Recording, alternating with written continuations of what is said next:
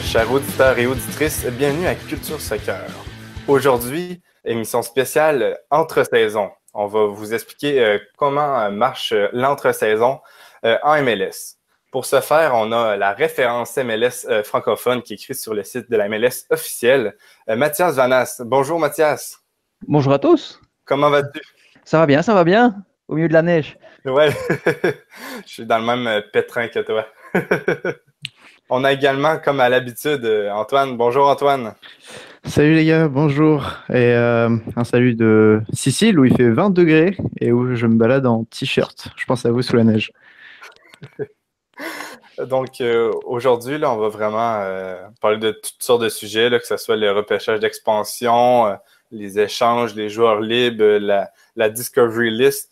Donc, Mathias, on a vraiment beaucoup de sujets à parler. Faut y aller directement dans le vif du sujet. Un événement qui s'est déjà passé il y a environ une semaine ou deux, le repêchage d'expansion. Peux-tu nous en parler pour éclairer nos auditeurs un peu, là? Ouais, comme tu as dit au début de l'émission, on va parler un petit peu de tous ces sujets-là. Juste une petite précision au début aussi, c'est que parfois, quand on va rentrer dans des détails, ça va être des détails qui sont les règlements de 2017, parce que parfois, peut-être qu'on va donner des chiffres et des choses comme ça. Les règlements de 2018 ne sont pas sortis, donc pour la saison prochaine, il y aura peut-être des petites différences, mais les principes restent toujours les mêmes. Le repêchage d'expansion, lui, c'est déjà fait, et c'était évidemment les bons règlements qui ont été utilisés. Et ça, ça permet tout simplement à une nouvelle équipe. Ça, c'est la théorie en fait. La théorie, c'est quand il y a une nouvelle équipe qui arrive en MLS, on lui dit, écoute, pour commencer à bâtir ton effectif, tu peux aller chercher des joueurs dans les autres équipes. Avant, ils pouvaient aller chercher 10 joueurs au total. Maintenant, ce n'est plus que 5 et ils peuvent aller en chercher au maximum un par équipe. Alors évidemment, ils ne peuvent pas aller chercher qui ils veulent non plus. Ce serait trop facile, on irait chercher tous les meilleurs et puis les autres diraient Donc, chaque club a aussi le droit de protéger 11 joueurs, liste à laquelle s'ajoutent d'autres joueurs qui ont certaines clauses dans leur contrat, qui ont certains statuts, notamment les joueurs formés au club. Et donc, parmi les joueurs qui ne sont pas protégés, les clubs peuvent aller chercher du monde. Et donc, c'est ce qu'a fait le Los Angeles FC. Mais on a vu cette année, et là je vais vous laisser enchaîner là-dessus et donner votre avis, que ce soit Minnesota, Atlanta et maintenant Los Angeles, l'objectif c'est pas forcément d'aller chercher des joueurs pour soi, mais ça devient un gros marché de commerce. C'est ce que j'allais te demander, oui, c'est quelque chose qui a changé par rapport à l'année où New York City FC ou Orlando était passé. Là, c'est vraiment plus dans l'optique de changer, trader les joueurs qu'on a pris dans la draft pour essayer d'en acquérir de nouveaux, comme a fait LAFC avec Laurent Simon. Ouais, exactement. Je pense que ça, c'est l'exemple le plus frappant. Donc, Laurent Simon, on pouvait se douter qu'il ne serait pas protégé. Los Angeles était intéressé. Et donc, ils ont discuté avec Montréal. Qu'est-ce que vous voulez contre Simon? Quel joueur non protégé vous voulez contre Simon? En gros, c'était ça. Regardez la liste. On vous en donne deux, nous on en prend un. Et puis c'est bon. Puis c'est ça qui est arrivé. Donc maintenant, est-ce que l'esprit de ce repêchage d'expansion est vraiment encore respecté ou non? Je me juge. Et selon toi, c'est quelque chose. Est-ce qu'il y a des joueurs qui ont été pris par LAFC qui vont qui vont être titulaires avec, je pense au gardien de but Tyler Miller ou encore Urenia? Ouais, Urenia, j'ose espérer. Tyler Miller, j'y crois pas. C'est plutôt un gardien réserviste. Si ça avait été Minnesota, par exemple, je me disais, peut-être, ils sont modestes. Mais là, on voit que Los Angeles fait et c'est pas du tout modeste. C'est plus justement une ressemblance qu'a fait cette saison qu'est-ce que fait Minnesota.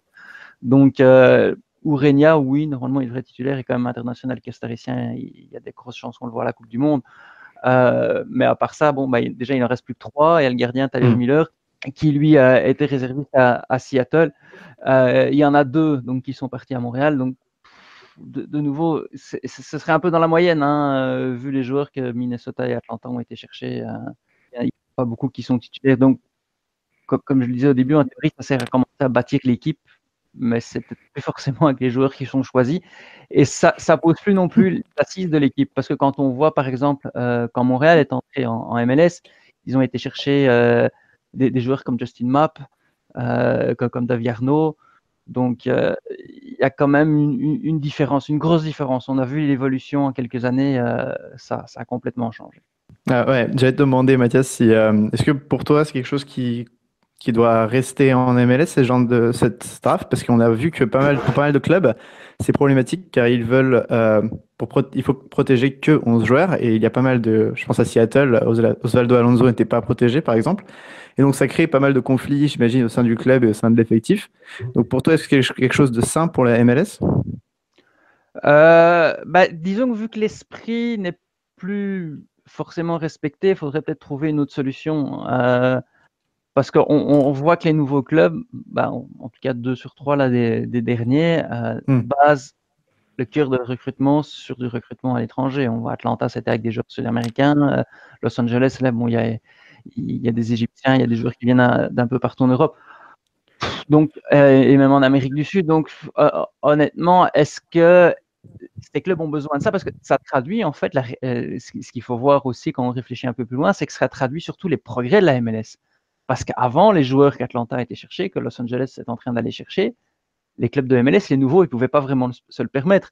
C'était, quand on en parlait à ces joueurs, c'est un club qui n'a jamais joué et en plus, il joue en MLS, qu'est-ce que je vais aller là-bas? C'est un risque.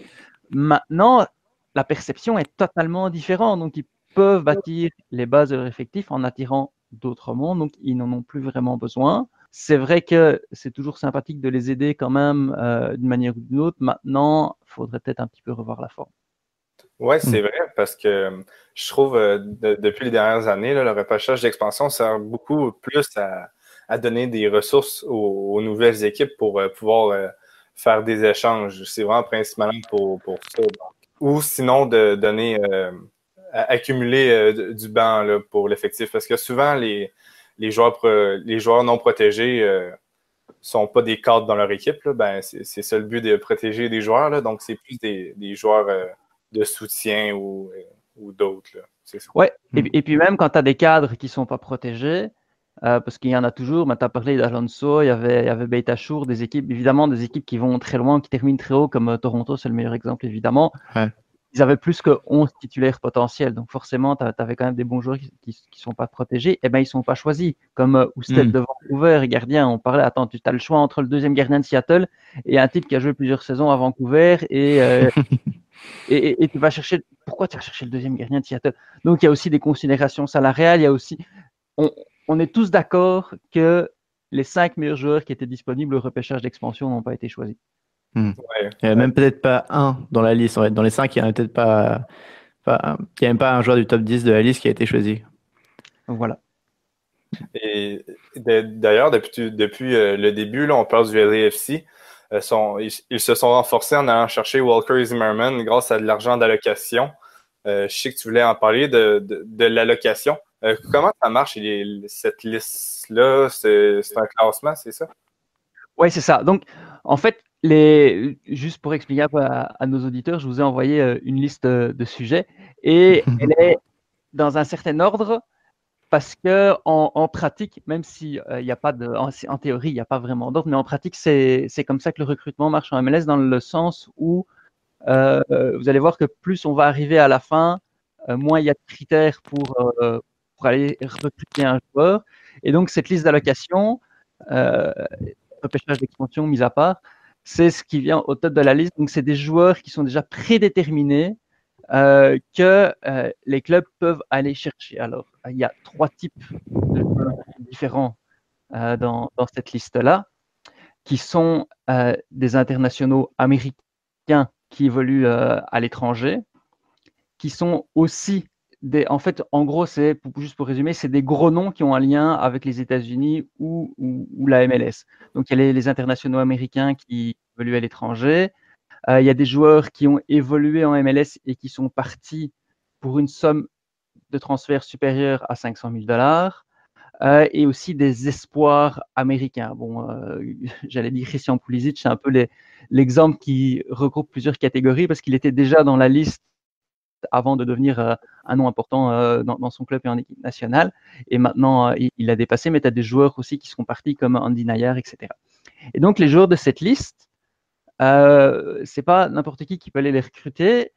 C'est en fait, il y a un ordre. Donc, chaque club a un ordre de priorité pour aller chercher des joueurs. Donc, par exemple, Dallas en tête de liste. Et en fait, non, Dallas, qui est maintenant en tête de liste, est prioritaire pour aller chercher un joueur parce que le Los Angeles FC était en tête de cette liste-là. Donc, c'est lui qui pouvait aller chercher en premier un joueur de cette liste.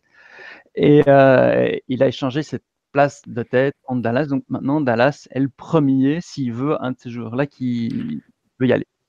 Et on peut trader cette place dans cette liste d'allocation contre un joueur, contre de l'argent pour un salaire ou ce genre de choses. Oui, en fait, en MLS, à part certaines exceptions dont on parlera certainement plus tard, notamment à certaines dates qui sont en dehors des périodes de transfert où on ne peut pas échanger de joueurs, en MLS, en gros, tout s'échange. Donc, c'est pas compliqué. Les places dans les listes, les joueurs, les ordres de priorité, tout est échangeable. Et une fois qu'on a utilisé notre place, on revient au fond de la liste. Au bas de la liste, exactement. Ouais. Puis là, ça remonte exactement. Donc, la liste d'allocation, ça dit, c'est comme si les équipes auraient leur menu, ils choisissent, ils font « Ah, je veux ça », et après ça, retournent en arrière, le suivant choisit son joueur, et ainsi de suite. Exactement. Mais en fait, ça ne se fait pas chacun à son tour. C'est que c'est un ordre de priorité. Donc, c'est quand même des noms intéressants, c'est des noms importants, puisque c'est des nationaux, des grands espoirs, ou alors c'est des joueurs qui sont partis de la MLS pour une grosse somme de transfert, donc c'était déjà des vedettes en MLS ou en tout cas des noms réputés.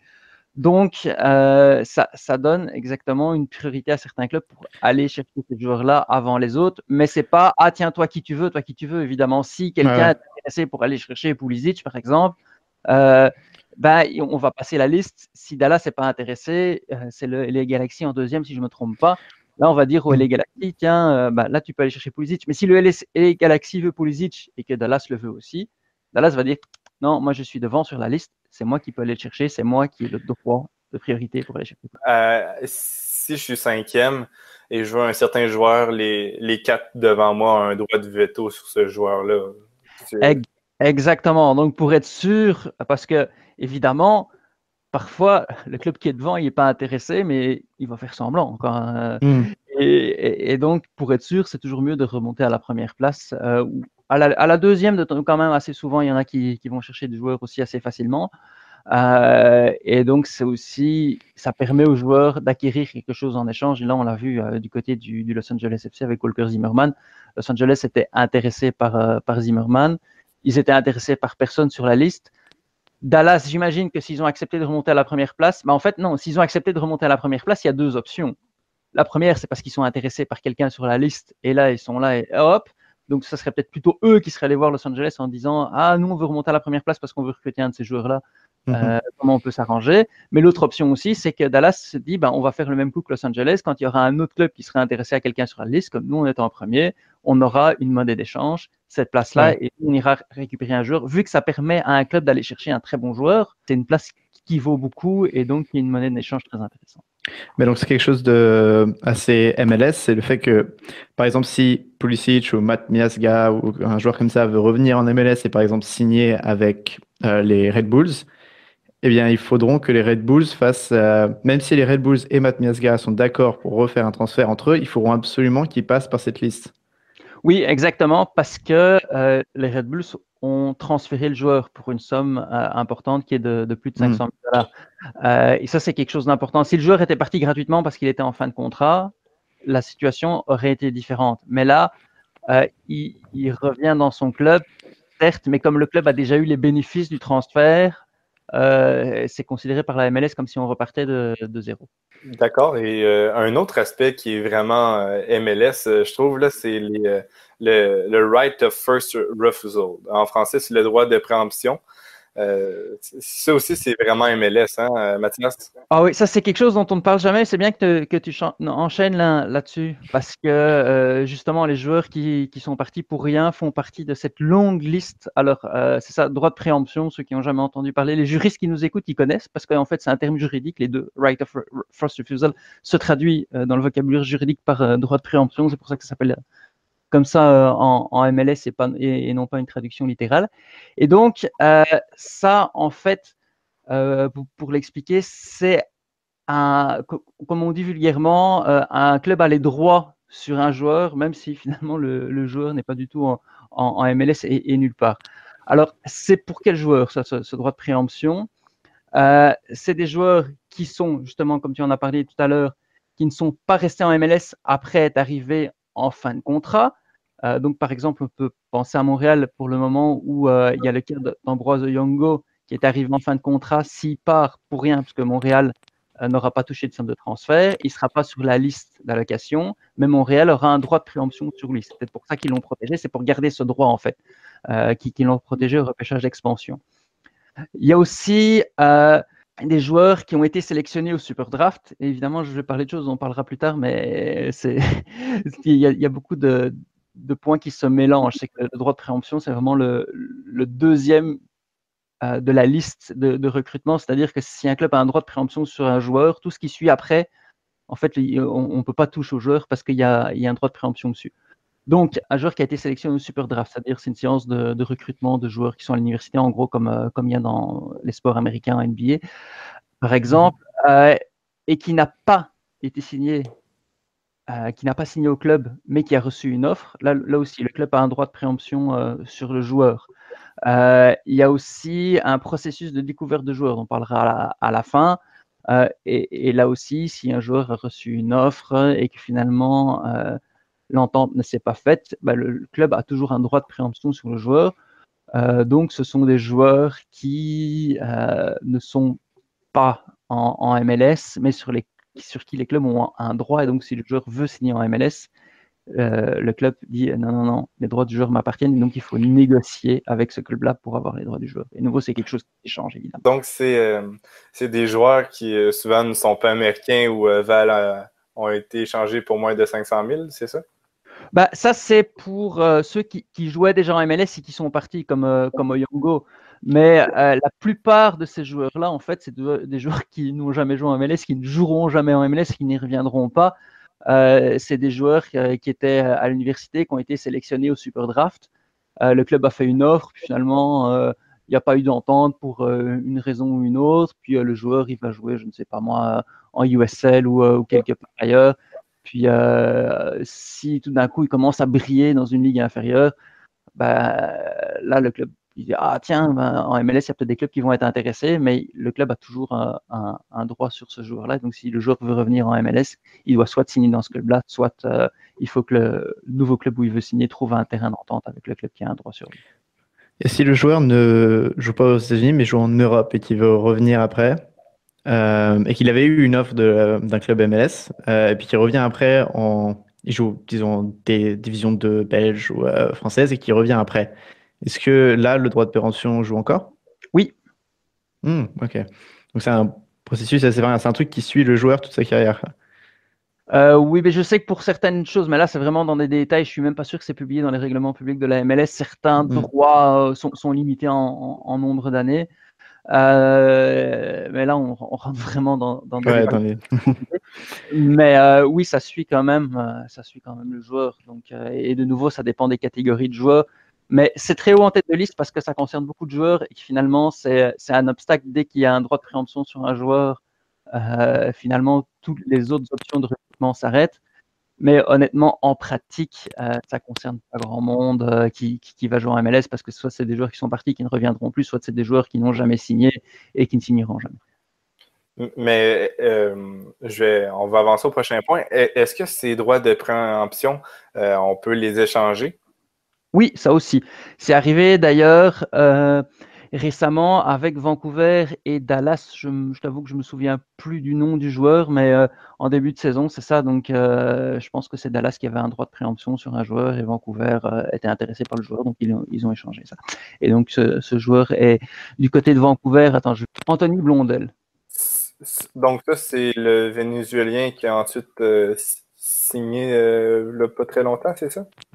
Oui, c'est ça. Donc, il y avait un autre club, je pense que c'est Dallas, qui avait un droit de préemption sur Anthony Blondel, qui a signé à Vancouver.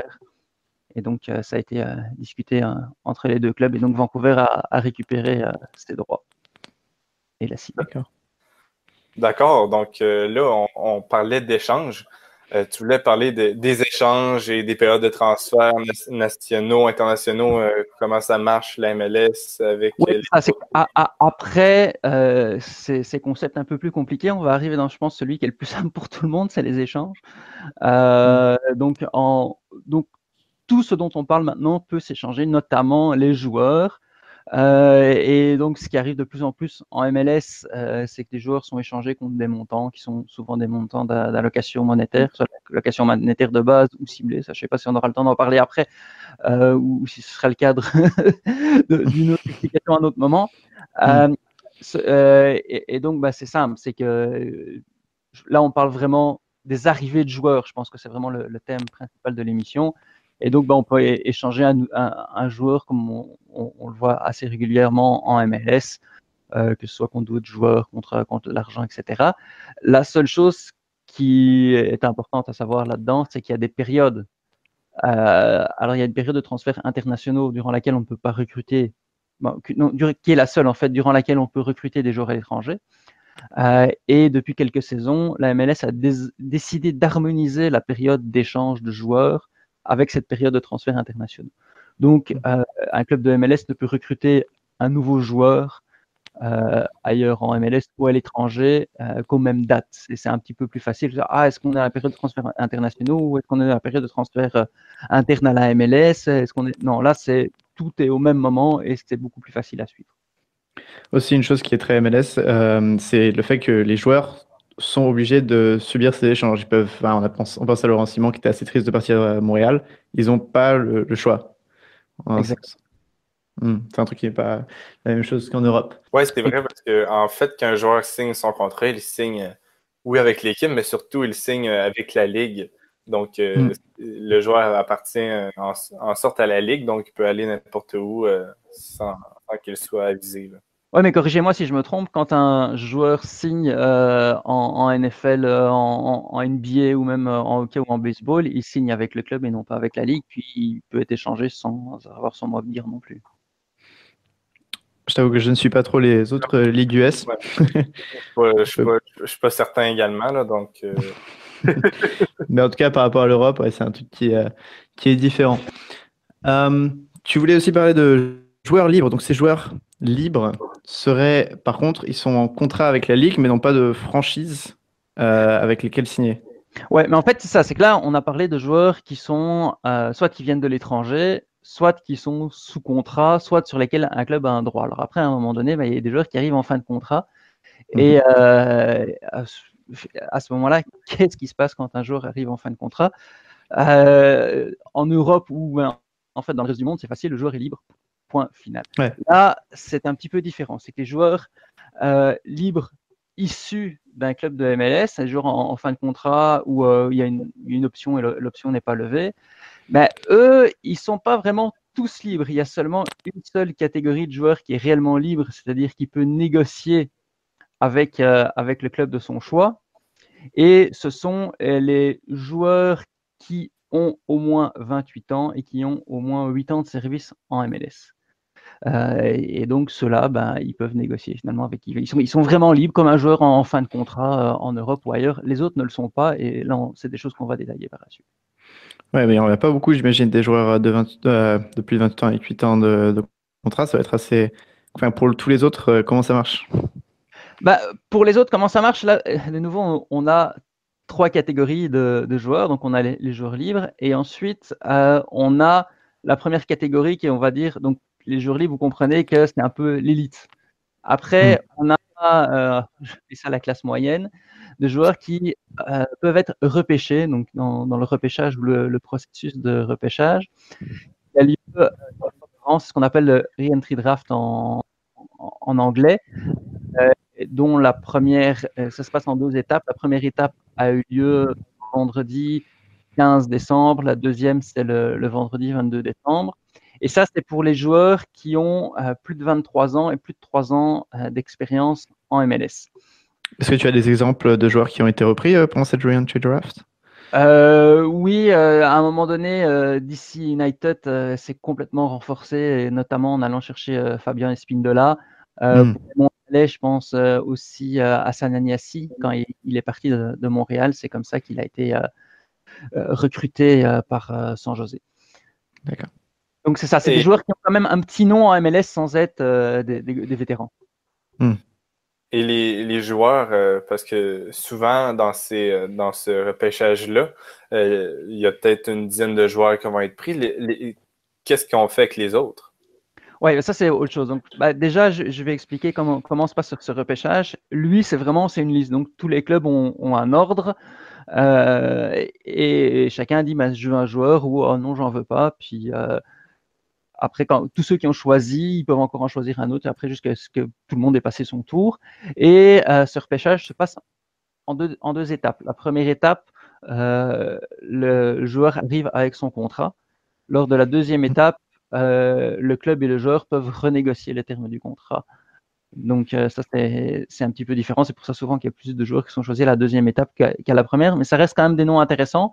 Mais de nouveau, de saison en saison, on voit, à part des clubs qui misent vraiment beaucoup là-dessus, ou alors le fait qu'il y ait des joueurs très intéressants qui soient sur la liste. Mais la plupart du temps, quand même, les clubs passent leur tour. Alors là, les joueurs qui ne sont pas choisis, ils deviennent à la disponibilité de tous les clubs de MLS et on se retrouve sur une base finalement du premier arrivé, premier servi. Et après, il y a la troisième phase de joueurs libres, ce sont les joueurs qui, j'imagine, ont moins de 23 ans ou moins de 3 ans en MLS. Ouais, exactement. Et ça, c'est la liste des joueurs disponibles, mais je voudrais en parler après parce qu'il y a pas seulement ces joueurs-là qui sont sur cette liste-là, il y en a d'autres et je voudrais parler des autres éléments avant, justement, pour que les gens aient une vue complète sur ça. Et donc, tu parles des homegrown players, c'est ça? Oui, exactement, des joueurs formés au club. Donc, de nouveau, ça, c'est assez simple. Quand un joueur a rempli certaines conditions en évoluant dans les équipes de jeunes du club, qui sont des conditions quand même très faciles à obtenir. Il faut jouer 1 an au club et avoir un certain nombre d'heures d'entraînement. On est très loin, par exemple, des conditions de l'UEFA pour être considéré comme un joueur formé au club ou formé dans l'association nationale, où il faut être au moins pendant 3 ans, remplir des conditions pendant 3 ans. Et donc, ces joueurs-là, s'ils ne sont pas sur une des listes précédentes, ce qui est quand même très rare puisque ce sont des jeunes, ils peuvent être recrutés par le club sans passer par le Super Draft qui viendra après, sans rien. Donc là, il y en a plein, évidemment, on ne va pas faire la liste complète des joueurs formés au club. Dans les plus connus, on peut dire Jesse Zardes, qui est sûrement l'un des plus connus et qui a un peu été libéré par Los Angeles. Exactement, il y a Jesse Zardes à Los Angeles, ici à Montréal, il y en a pas mal, que ce soit Maxime Crépeau ou James Pantemis, les gardiens par exemple. Et d'ailleurs, je trouve que c'est bien que la MLS mette de l'avant les joueurs formés au club. Là. On ne fera pas un débat sur les espoirs et tout, mais je trouve que c'est vraiment bien que la MLS mette l'emphase sur ces homegrown players-là, que même les clubs soient avantagés avec ce genre de joueurs dans les expansion draft et tout. Là. Donc, c'est vraiment intéressant.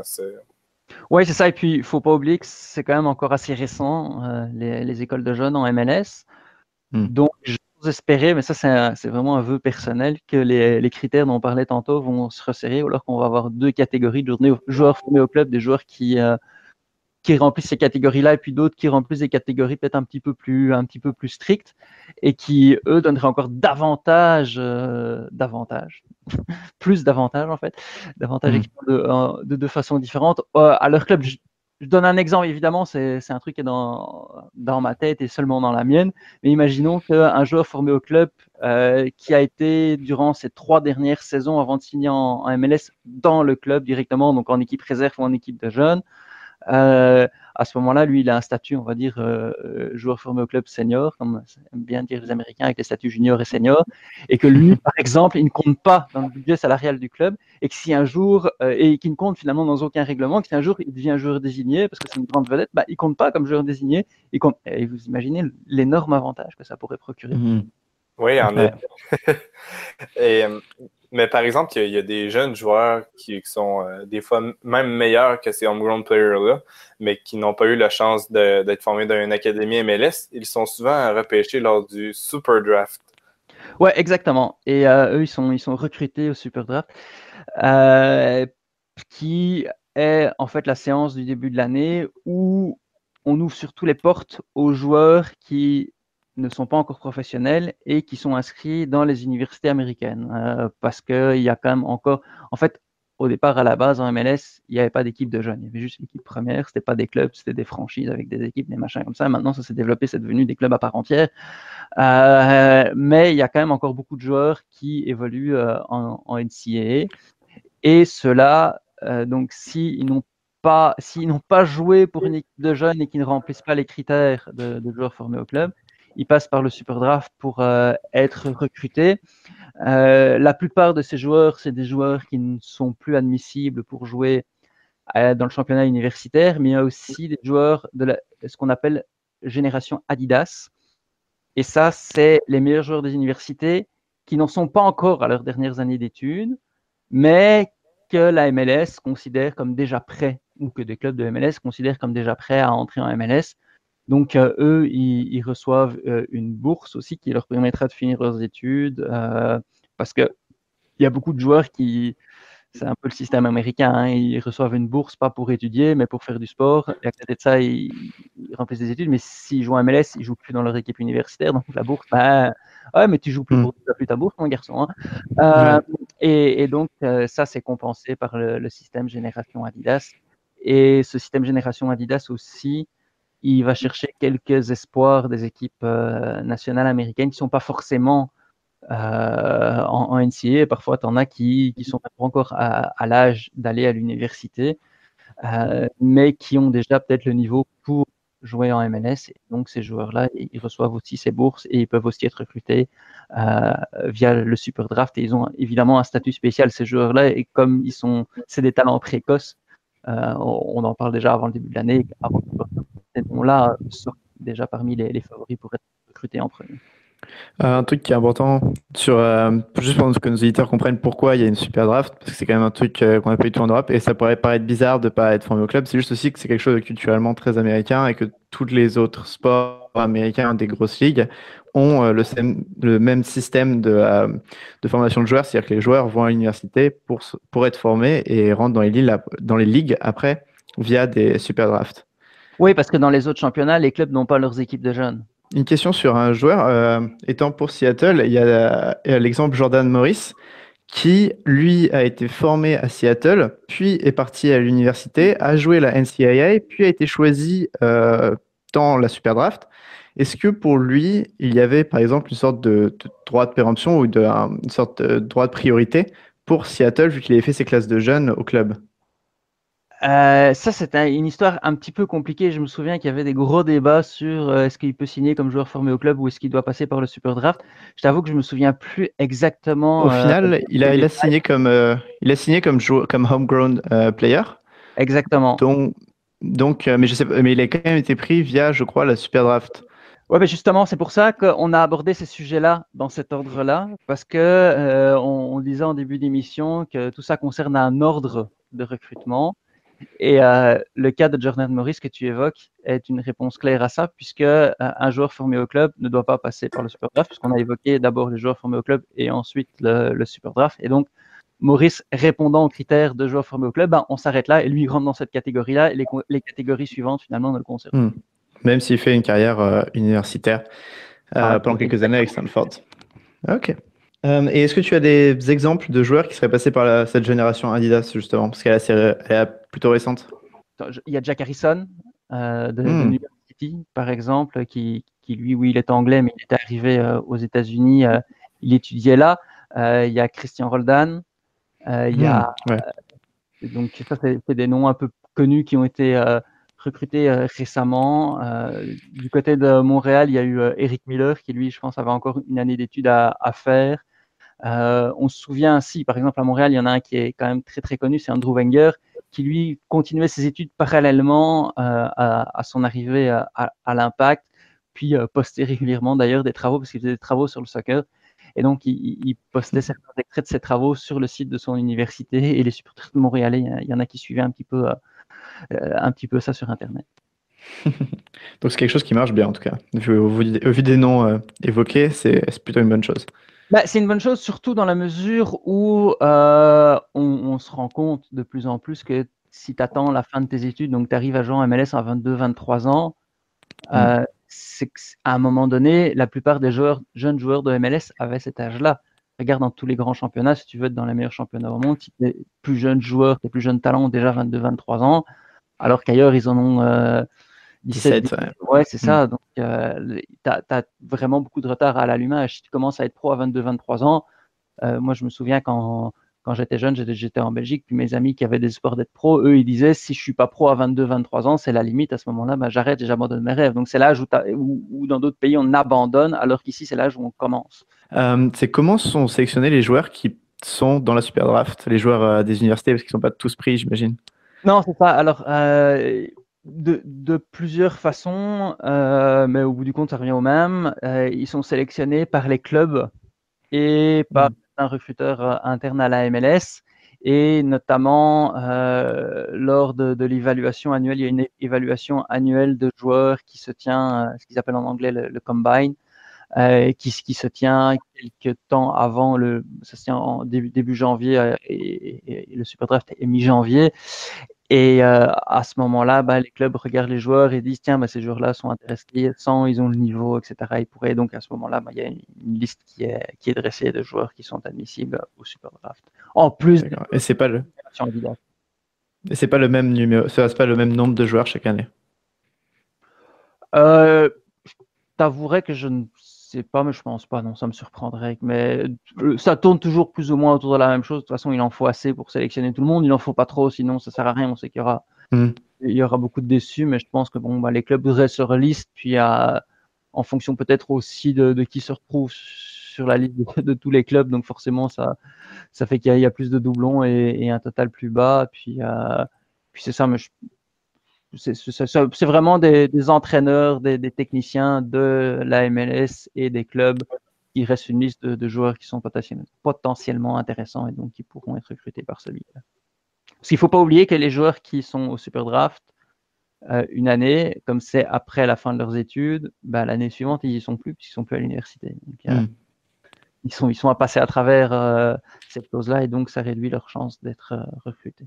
Tout ça nous mènerait à la waiver draft, il me semble. Ouais, exactement. Et donc là, on se retrouve avec notre fameuse liste des joueurs disponibles dont tu voulais parler tout à l'heure, donc qui concerne entre autres les joueurs qui n'ont pas assez d'expérience ni pour être libres ni pour passer par le repêchage.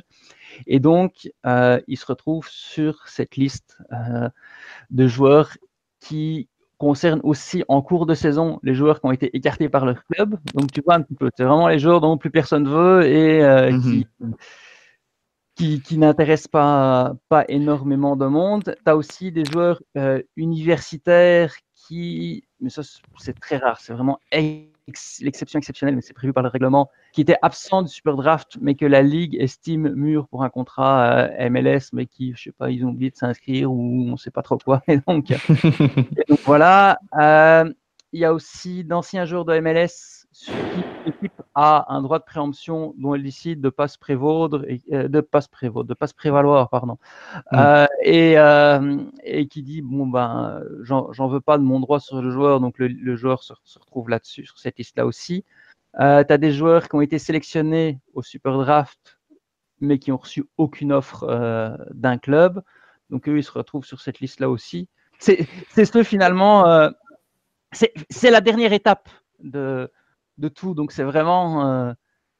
Je vais pas dire que c'est méchant, mais c'est le bas de la liste, quoi. Tantôt on parlait de haut de gamme, de classe moyenne, et là on se retrouve avec un peu plus de bas de gamme, quoi. Et ça s'est passé il n'y a pas longtemps, puisque par exemple Montréal a acquis Clément Diop via ce draft.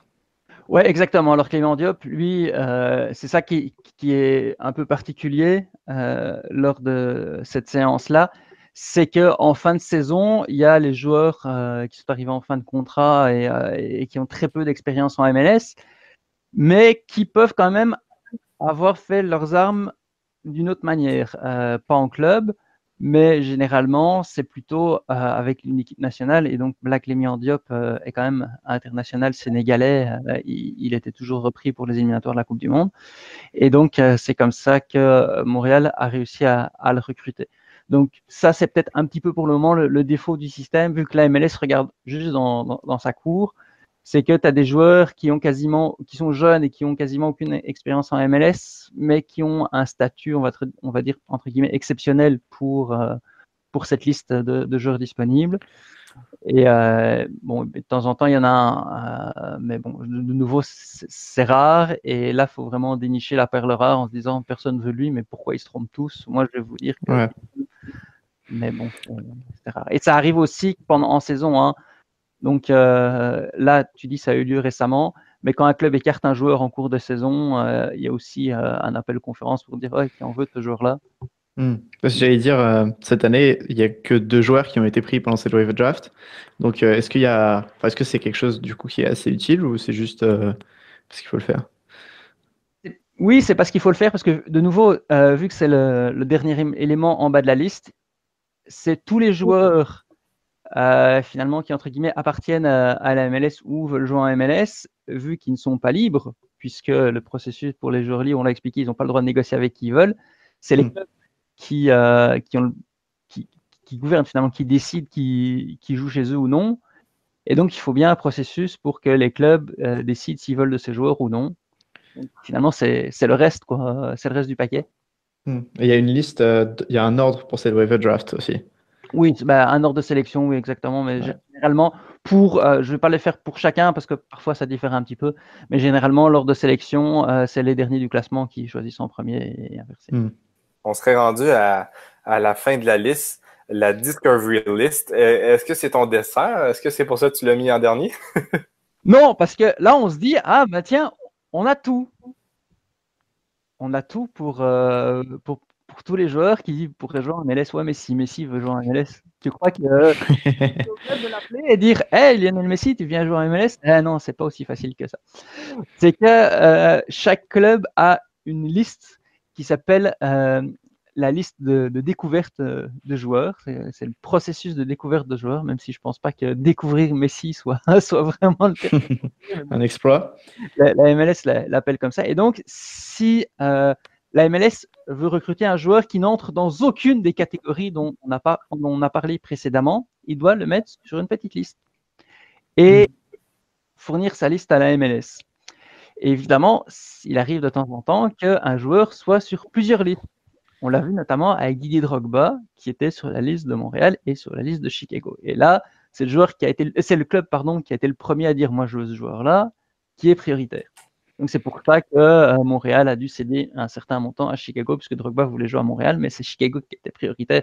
Alors quand c'est des grands noms comme ça, là, on en parle beaucoup, mais parfois il arrive, c'est une histoire de scouting, que des clubs soient sur le même joueur totalement par hasard, ils ne se rendent pas compte. Et donc là, de nouveau, la MLS donne une priorité. De nouveau, c'est le club qui a les droits davantage que le joueur. Donc, ce n'est pas le club qui va être le plus séduisant envers le joueur qui va forcément aller le chercher. Si, c'est peut-être là que le joueur va jouer parce que c'est là qu'il voudra jouer. Mais le club qui a été le premier à le découvrir va quand même avoir une compensation. Et c'est une liste que tu donnes chaque année? Ça, c'est une liste qui vit en tout temps. Donc, il y a un certain nombre de joueurs sur cette liste. Je pense que c'est 7, mais ça change d'une saison à l'autre. Donc, il faudrait vérifier pour cette saison. De toute façon, ça va peut-être changer pour 2018. Et donc, la MLS a en permanence la liste de joueurs, du processus de découverte de joueurs de chaque club. Elle sait quand tel joueur a été inscrit sur la liste. Et évidemment, quand il y a un joueur qui ne t'intéresse plus, tu l'enlèves, tu peux le remplacer par un autre quand tu veux. Et tu ne peux finalement, en dehors de MLS et de tous les processus décrits avant, qu'un joueur qui est sur cette liste-là. Donc j'imagine que par exemple Ibrahimovic, comme il y avait pas mal de rumeurs sur lui, il doit être sur la liste depuis 2-3 ans, de plusieurs clubs. Oui, sauf que vu que la liste est limitée, mais il prend peut-être la place de quelqu'un d'autre. Donc quand tu as un club comme il y a eu par exemple Chicago qui a pas mal recruté en Europe depuis l'arrivée de Paunovic, comme peut-être Montréal si Rémi Garde veut beaucoup recruter à l'extérieur des frontières américano-canadiennes, comme d'autres qui recrutent beaucoup à l'étranger, ce qui se fait de plus en plus en MLS. Tu as intérêt à faire gaffe à ta liste parce qu'une place, elle peut valoir cher aussi. Et je vais peut-être prendre un exemple. Je ne sais pas s'il était sur la liste depuis 2 ou 3 ans, mais Vasquez, qui est à Toronto maintenant, lui, peut-être qu'il était sur la liste depuis longtemps parce qu'ils l'ont trouvé depuis longtemps, mais et ils savaient qu'ils le voulaient vraiment. Donc, ils se sont dit, il se libère, lui, on va le garder parce qu'on sait qu'on le veut. Ibrahimovic, c'est quand même un gros pari parce que si tu es Kansas City, je ne suis pas sûr qu'Ibrahimovic voudra venir à Kansas City. Donc, est-ce que tu veux la compensation que le club qui va le recruter aura, ou est-ce que tu préfères justement avoir un autre joueur sur ta liste que tu dis, bah, s'il y a un autre club qui est intéressé, qui va aller me le piquer, là, lui, je ne veux pas me le faire piquer parce que j'ai des chances de le faire jouer ici. Est-ce que le joueur doit forcément être sur la... Si c'est un joueur donc, qui joue en Europe, par exemple, est-ce que le joueur doit forcément être sur la liste pour pouvoir signer avec le club? Oui.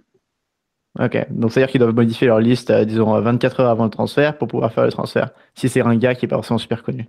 Par exemple. Ou alors, dès qu'ils le suivent, hein, de nouveau, parce que bon, bah, ça se parle et tout, donc tu veux peut-être le faire. Donc, plus tu es sûr qu'un joueur, plus tu es sûr que tu veux un joueur, plus tu te dis, bon, bah, lui, je vais le mettre sur ma liste, je vais en enlever un autre, et puis voilà, quoi. Et toi, Mathias, est-ce que tu es pour cette liste-là? Est-ce que tu trouves que ça restreint un peu la compétitivité d'attraction pour les équipes? T'en penses quoi de cette liste? Honnêtement, j'en pense pas grand-chose. D'ailleurs, je trouve que c'est un processus original qui est typique d'un championnat fermé comme la MLS, où il y a des règlements absolument pour tous les systèmes de recrutement. Donc forcément, pour recruter les autres joueurs, il y avoir un règlement. C'est celui-là. Honnêtement, c'est quelque chose, on ne parle pas beaucoup de cette dynamique-là. On entend rarement des managers ou des directeurs de clubs dire « Ah, c'est compliqué » ou « Oh, c'est simple » ou « Oh, c'est intéressant parce que ça nous permet ceci ou cela » ou « Oh, franchement, il faudrait s'en débarrasser ». C'est vraiment un sujet dont on ne parle quasiment jamais, à part au moment où Drogba a été recruté par Montréal et qu'il a fallu verser un dédommagement à Chicago. Mais là, on était dans les technicalités qu'on vient d'expliquer. Mais le sens pratique et les avantages ou les inconvénients de cette liste-là, on entend rarement les clubs en parler. Donc, c'est un peu difficile de voir si c'est bien ou si c'est pas bien. D'accord. Donc, je pense que là, on serait arrivé à conclure. Donc, c'est où qu'on peut te rejoindre sur les réseaux sociaux, Mathias? L'idéal, c'est sur Twitter, @MLS. Et on rappelle que tu écris pour le site officiel de la MLS, mais en français. Parce que le site est en 3 langues différentes. Ouais, la MLS est trilingue, anglais, espagnol. Donc, écrit en français, entre autres, sur le site de la MLS. Je fais pas que ça d'ailleurs pour eux, mais en particulier, tu parles des réseaux sociaux. Si vous êtes sur Facebook, vous pouvez aussi chercher la page des animateurs de l'émission. Où il y a aussi des informations qui sont honnêtement souvent les mêmes que celles qu'il y a sur Twitter. Mais bon, il y a des gens qui préfèrent communiquer par Facebook. Donc, abonnez-vous là aussi. En tout cas, on te remercie énormément d'être venu, parce que la MLS est quand même un championnat assez compliqué à comprendre quand on n'est pas américain. Et c'est vraiment un fonctionnement très différent, donc merci énormément. J'espère que pour vous, ça a clarifié certaines choses aussi. C'est clair.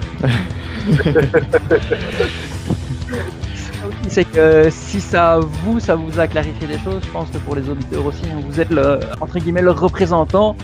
Et donc, exactement. Les questions sont vos questions. Donc, si j'ai réussi à mieux vous faire comprendre certaines choses, j'ose espérer que les auditeurs comprennent mieux aussi, et tant mieux, c'est l'objectif, parce que plus on comprend, plus on a envie de suivre, plus on apprécie.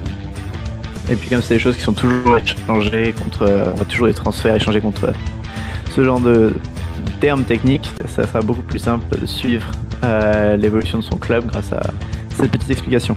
Exactement. Toi, Antoine, c'est où qu'on peut te retrouver?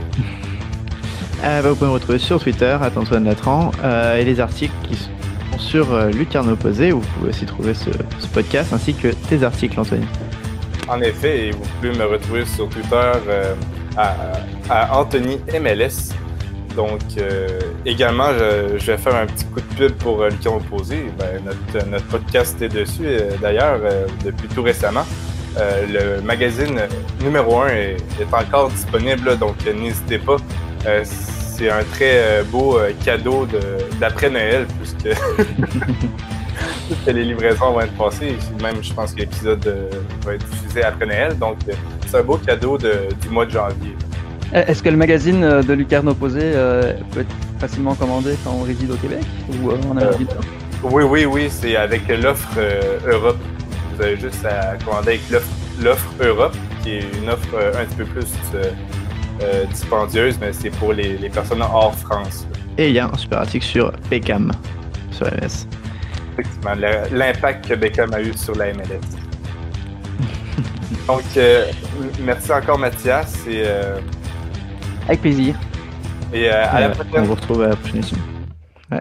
À la prochaine tout le monde.